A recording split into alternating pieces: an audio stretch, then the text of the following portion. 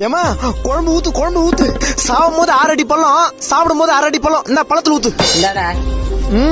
என்னம்மா மட்டன் குழம்பா? டேய் கார குழம்புடா. கார குழம்பா?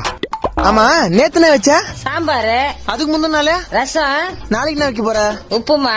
இதுக்கு பதிலா பேசாம விஷம் வச்சு கொண்டுறான். என்னடா பின்ன என்னமா என்னைக்காவது வீட்டுல ஒரு நல்ல குழம்பு வைக்கிறியா?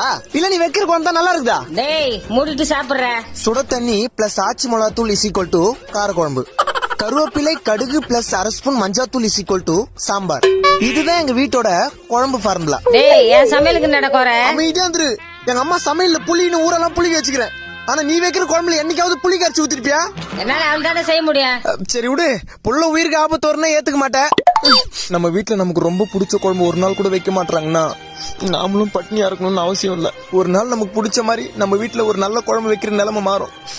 இப்படியே பேசினிருந்தா சாப்பாடு ஆறும். நான் சாப்பிடுறேன்.